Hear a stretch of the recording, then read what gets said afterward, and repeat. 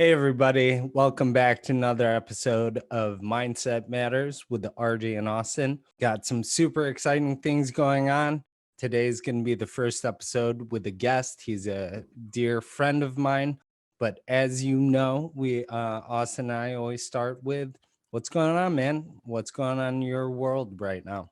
Yeah, everything's good, RJ. So it's April 8th, 2022. We're doing this podcast on a Friday.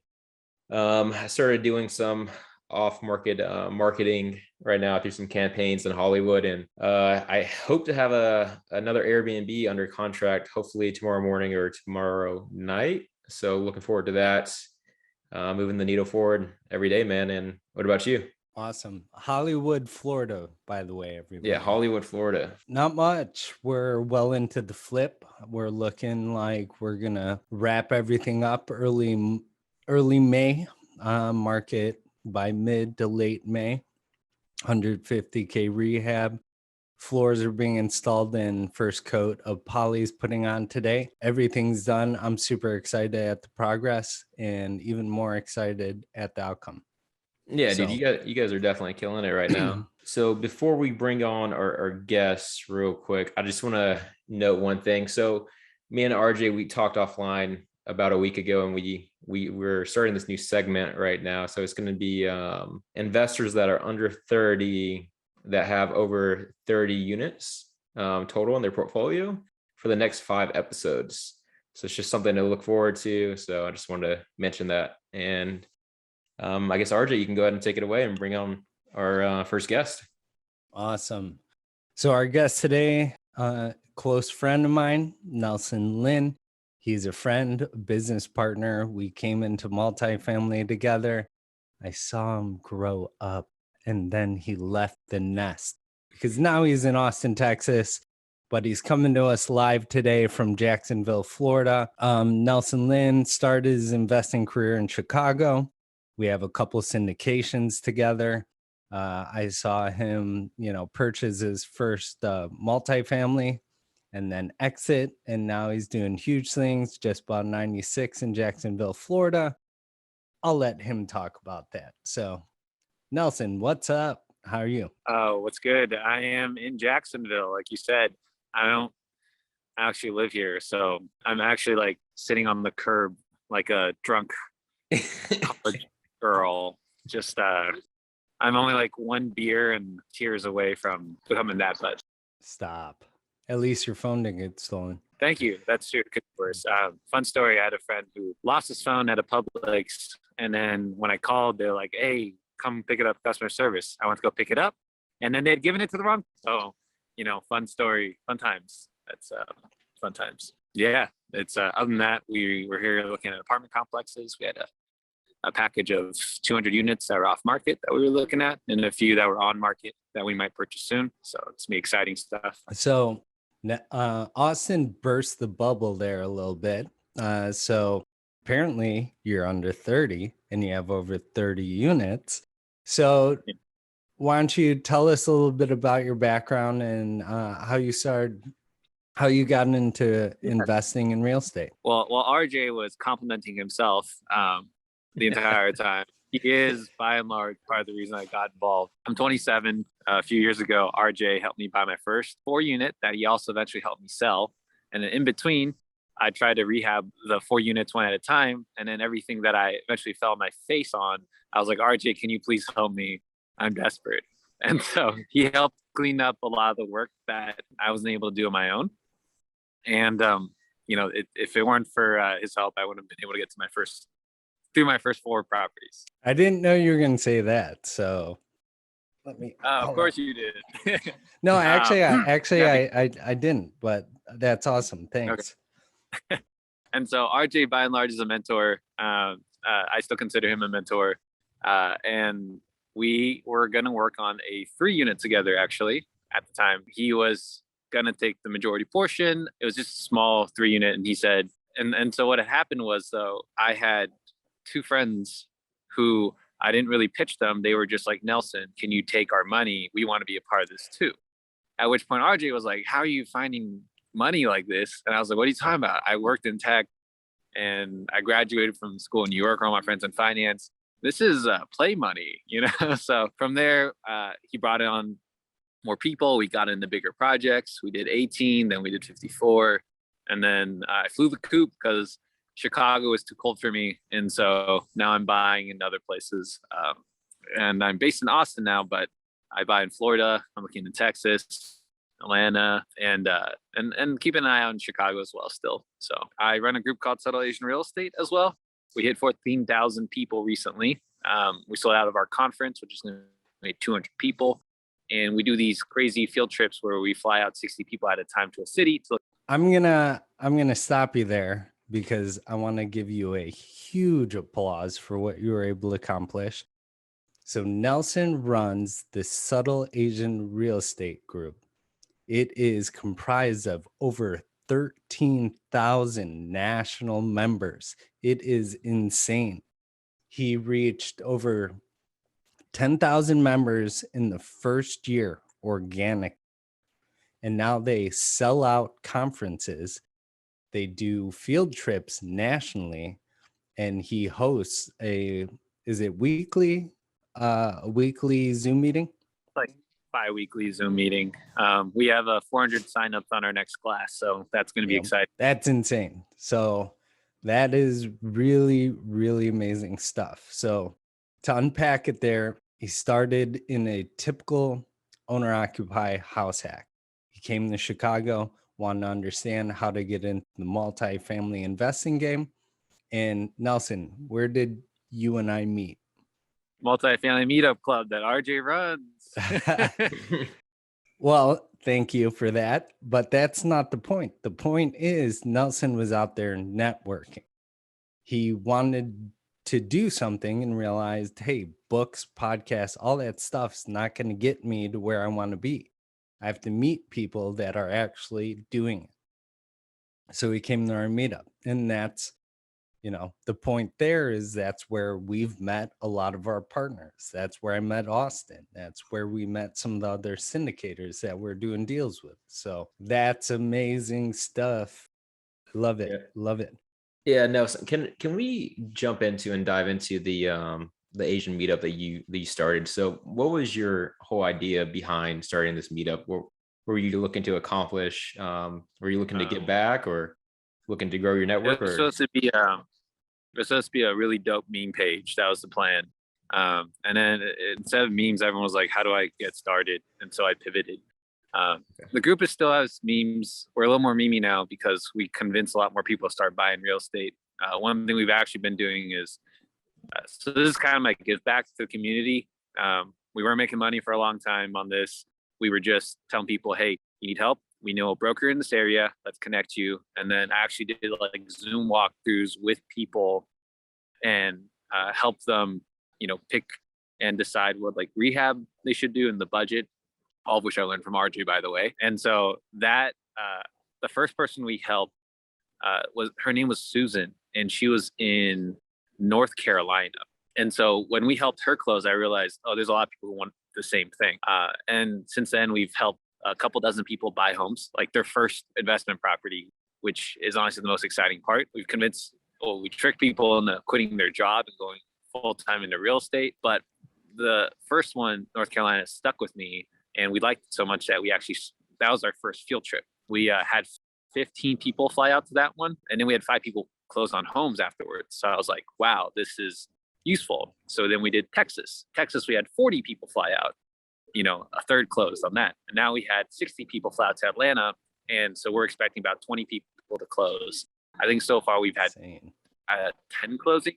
I haven't kept track as well, just because it's been pretty recent. So I didn't know 5 people closed. That was the North Carolina where we met up, right? That's correct. There's Tenzing. Sorry, I'm like pausing because I'm waiting for cars to pass by. You're good. Tenzing was one person who closed, and then How, and then there was also my memory is not as good. It's all good. The fact is that you had 5 people close, and that's amazing. I was also at the first conference. There was about 90 people there. San Jose. It was wild. Yeah. And so we tried a 2X this year, but we also sold out again the first day. And so we have 220 people coming, and we're negotiating with the hotel to give us more space just because we weren't expecting so much demand. And so one thing that we've been really sticking to is the 0 to 1 philosophy. The people I've been bringing on, our hires, volunteers, the goal is really get people from 0 to 1. My origin story is something similar. My mom had a 5th grade education. She doesn't know real estate. Her idea of investing was you just buy a single family home in cash. I was like, I don't think that's how that works, you know? And so I actually had a period, 3 months between school ending and then my work starting, where I just went through every book, you know, Bigger Pockets, other guides. But, you know, it's like you can get 80% of the knowledge just from learning yourself, but the last 20%, that's the most influential and the most important. That's talking to other people who've done it before, who can guide you through it. And that's where RJ came in and helped me close. Exactly. At the time, yeah. That was a really good nugget. I just want to take a second to touch on that, because everybody can read all these podcasts on these books, but sometimes you need that shove and that little push to get the ball rolling, right? So finding that correct mentor is definitely a huge pivotal moment. So with Nelson finding RJ, it definitely gave him that final push that you needed, right? Yep. And so that's kind of like the best advice I can give. Find a mentor. Some people pay for them. I mean, I got RJ. Luckily, I kind of paid him with GC fees, technically, right? Yeah. Same. Yeah. It's a similar story with Austin, actually, how we connected. Yeah, I think it's when did you buy your first floor flat? Do you remember when you closed? 2019. Okay. Yep. So, and then the year after that, we did the 18 unit. And then 6 months after that, we did 54. And then 6 months after that, I did 92, you know. So I've been double every single time. Trying to do 200 now, right? So big. So since we're down that hole, obviously your business model has changed. So what does it look like today, and where are you moving towards for the future? So the Asian meetup group was, and again, it's open all. We started off Subtle Asian Real Estate. It's still open and all. We ended up growing past what we thought we could. And so the goal is just to keep education as free as possible, but really encourage collaboration, partnership, and getting people to just take that first leap, which is the most important part of it. There's a study a while back where there's obviously racial differences in net worth, and a lot of that can be closed by purchasing a house. Right. Real estate equity would often close the gap. And so, you know, that's something that kind of drives me is, you know, building net worth for people and helping them get to the next level, right? To achieve higher goals, bigger goals. And so right now, my strategy is just keep scaling up my real estate meetup group, but at the same time, I actually have to feed myself. And that's where the apartment syndication projects come in. The strategy hasn't changed, but I am shifting markets, getting the places that are easier to operate in. And eventually I'm actually getting to development. So we're working on a 300 unit new development in Austin soon. So that's going to be really exciting. That's going to be the first asset that isn't a value add. In my opinion, at the end of the day, I don't like necessarily value add real estate. A lot of times we're not really benefiting society, in my opinion. We're arbitraging value by finding stuff on discount and then raising the cost of living for, you know, a substantial number of people. And so ideally, you know, at least development, you're always creating new units, right? Or, you know, affordable housing. So that is the longer term goal. But obviously value add real estate is a safe asset. It's a really good investment vehicle. And so I'm using it as a stepping stone to build up to better, bigger impact. So that actually brought me to a question that I never hear get asked in any of these real estate podcasts. It's, what is your niche as an operating partner? Because, you know, people always talk about what they acquired, their journey, etc., but the audience never doesn't understand that there's actually lanes that you provide value in. So what's your background and where do you provide the most value? So C and D class properties is something that we've done in Chicago. The one in Florida, it's also C properties. that's kind of the demographic that has the highest cash flow. So let me stop you. I mean, as an operating partner, which sort of nudges your background, your history as a data scientist. That question got triggered because you were talking about operating other markets, talking about certain studies, you know, the gap in wealth. Right. So my background is data science. Right now I consult data science for a few commercial hedge funds, the biggest of which is Brookfield Asset Management, which is the biggest publicly traded real estate company in the world at the moment. I build machine learning models. That's what I went to school for, and now I do predictive modeling for a lot of these larger companies who can afford it. This gives me a bit of a leverage because I get data to people who own the most real estate in the world. Most of the time when you encounter something like Zillow, any Joe Schmo can add their data to it. It doesn't mean it's good data. Whereas if you have one company who owns all their properties and they self-manage, you all of a sudden get a different level and you get clearer data, more accurate data. And so I've been building models for them. For example, we also have a Z estimate model, but our error is within half of what Zillow is getting, just because the data is better and it's a more targeted asset class. So awesome. That's what I think RJ was alluding to. Yes. I do math and somehow it paid off. Awesome, man. So awesome. yeah. Can we touch on one thing real quick? So your mindset, it shifted a couple different times as you progress as a real estate investor. So when you graduated college and you were shifting towards investing in real estate, what was that pivotal moment where you realized real estate was the best option for your future? And then where was the mind shift when you started going from small 2 or 4 flats to larger deals? Could you talk about those 2 points? Yeah, I think everyone goes into real estate starting with the scarcity mindset, because your first objective and the reason you even go into real estate is, how do I minimize my costs at every corner? How do I cut, expenses at every corner?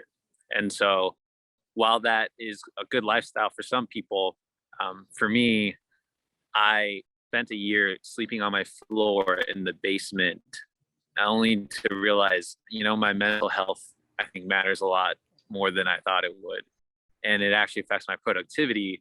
And so now I've realized, okay, I should increase my baseline for expenses, but I should really be focusing on revenue generation, right? If I can generate bigger revenue, build bigger, go bigger, I don't have to deal with house hacking with a person who was a literal skinhead Nazi.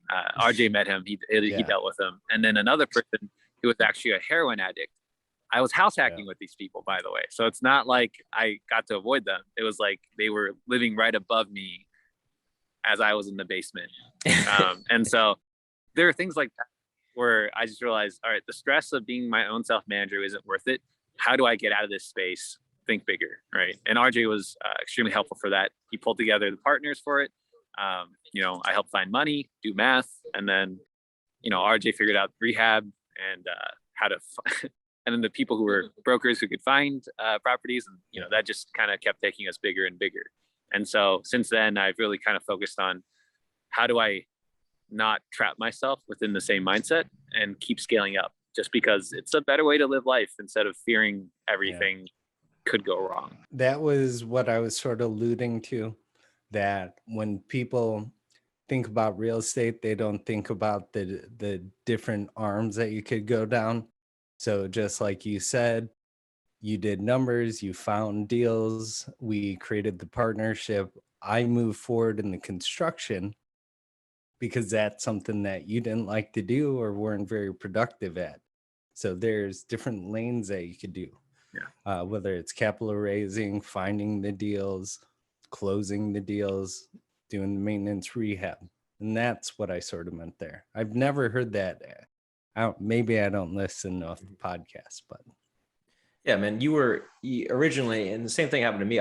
You were limiting your mindset to what you could possibly do. And then when you opened up those gates, all these different possibilities came up and you started doing larger deals. And I feel like that's what a lot of people get held back on is, what if I buy this first I don't know, duplex, triplex, and it doesn't work out. They're thinking too small. You need to think bigger. As you think bigger, more revenue comes, and it allows you to get out of that house hack, right? And just creates a better life for you. So I'm curious, what neighborhood in Chicago did you have the heroin addict above you? I was East Avondale, so Okay. not the. It's like north, or not East Avondale. Sorry, West Avondale. So it's northwest Logan Square towards Hermosa.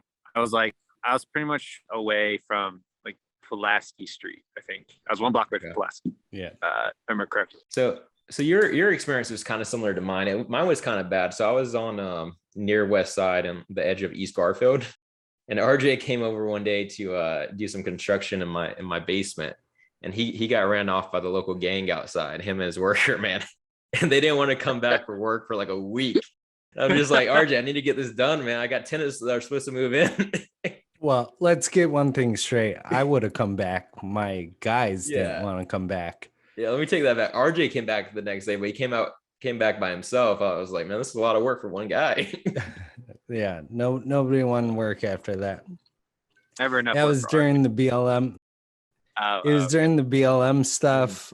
There was a lot of riots. It was like when George Floyd happened. And my guys, one of the guys got their van window smashed in on the highway. There's a lot of racial tension over there between Hispanics and blacks because there was some gang stuff going on too. So we got run off because I had Hispanic workers and it was a black neighborhood. They almost broke my truck window. It was a whole thing.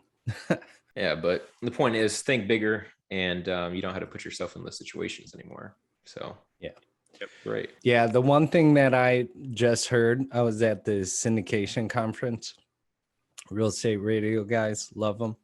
And they said, you got to think bigger because when you buy a 3 or 4 unit, you buy yourself a job. So unless you have those types of operations scaled, you're just buying yourself a job. So no matter where you go, you got to scale. I have an Airbnb in Austin, and I spend more time on that than I do the 92 unit. So exactly. Nelson, so how do you stay motivated each day to buy these larger deals? Do you have a certain routine that you follow every day, or a checklist, or? Yeah, I wake up at noon, smoke some crack, and then I get ready for I get ready to go on Facebook for 8 hours straight. I don't have a routine. I think it's pretty bad. When you're an entrepreneur, it's hard to stay motivated because you don't have people to tell you, hey, you got to clock in from 9 to 5. And so I was really lost for a few months when I first quit my job and thought I was going to go in real estate full time. And so what's happened is now I wake up, take a cold shower, do the hardest thing in the morning, and then that gives me the energy to do the other things in the rest of my day. That being said, I also only do that 50% of the time. The other half of the time, I mope and I stay in my bed thinking, oh no, the sky is falling.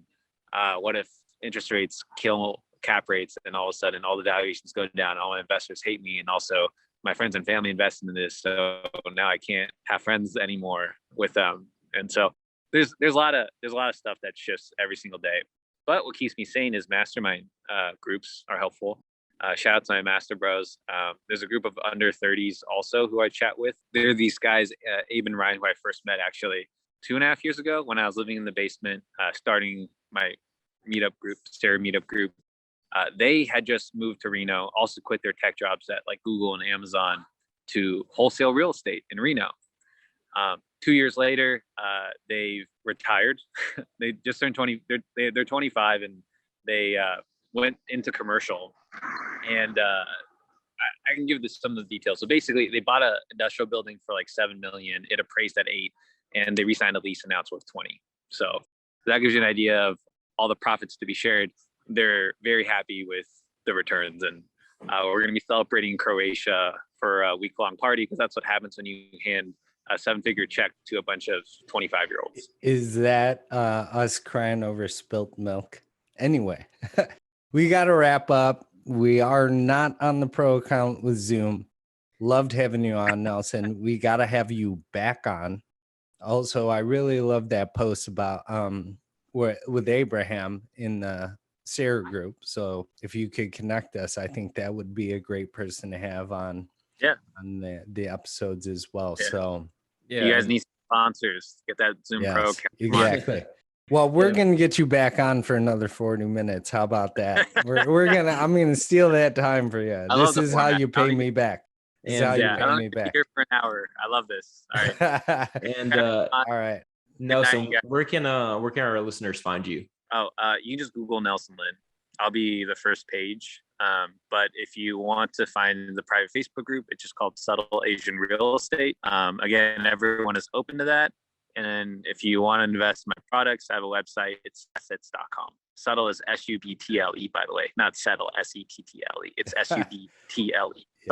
Subtle. Okay. Subtle. Yeah, we'll add that in the show notes for you guys. Perfect. Awesome. As always, great having you, Nelson. Thanks everybody for listening. If you want, send us feedback, like, subscribe, send reviews. We love it. Thanks, guys. See you next time. All right, See you next time.